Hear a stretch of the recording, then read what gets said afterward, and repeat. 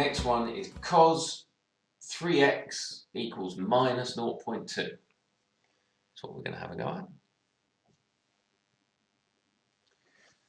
Now we start the process the same way as we start all of our basic trig equations, where we take an inverse cos of minus 0.2. And the calculator tells me that that is 1.772. And we again use the cos curve, but this time, because I've got 3x here, and I'm looking for all the values of x between 0 and 2 pi, if x is between 0 and 2 pi, 3x must be between 0 and 6 pi. Okay? I'm going to use the regular cos curve to just look for possible values of 3x. So I must look at it running, there's 2 pi, there's 4 pi. I'm probably not quite going to make it, but that's okay, because by the time we get down there, we should have worked out the pattern for how the symmetry works. This is 2 pi, this is 4 pi, and the values for 3x we're looking for are all at minus 0.2.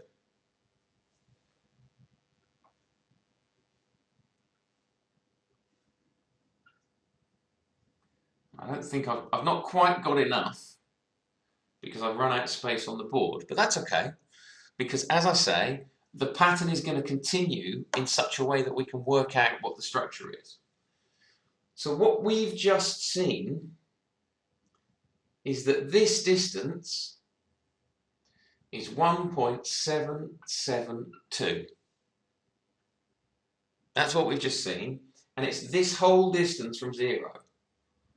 And again, rather like before, I want to use the same sort of symmetry. So I'm going to go all the way from 0 to here, and I'm going to look at this distance as being the same.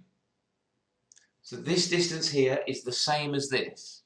And that's going to tell me that this value is 2 pi minus 1.772.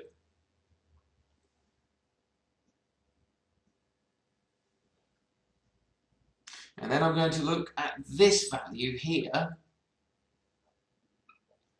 and this is 2 pi plus 1.772.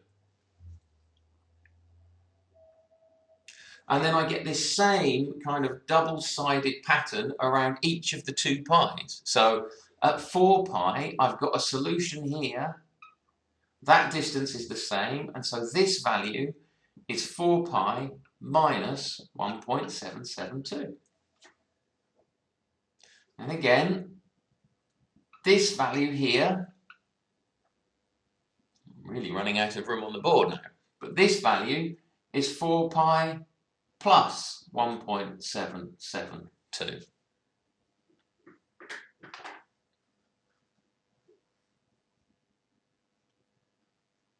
And I think I need another one. I think I also need 6 pi minus 1.772. So I need that because the curve keeps going. The symmetries keep playing this either side of 2 pi, either side of 4 pi, either side of 6 pi. And in order to make sure that 3x, well, in order to make sure that x is between 0 and 2 pi, 3x must go all the way up to 6 pi. So I need this 6 pi minus 1.772 as well. So if you work all of those values out, you end up, and remember, all of these are values of 3x.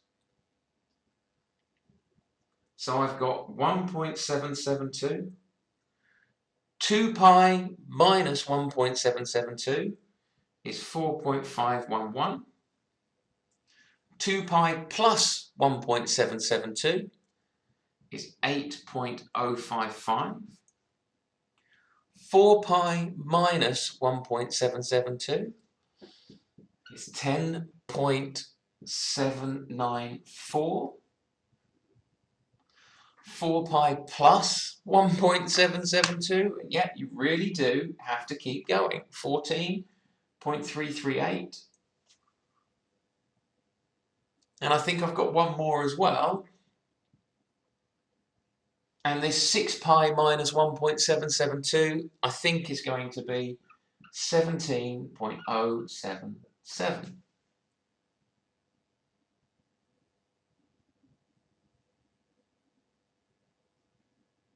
So I've got 1, 2, 3, 4, 5, 6 possible values of 3x, just using the ordinary cosine curve.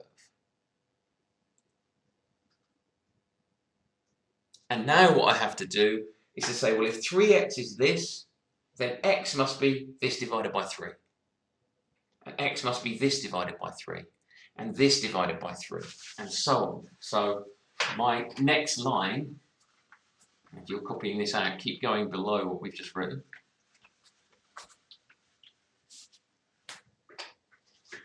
My next line will say x equals 1.772 divided by 3 and 4.511 divided by 3 and 8.055 divided by 3 and so on.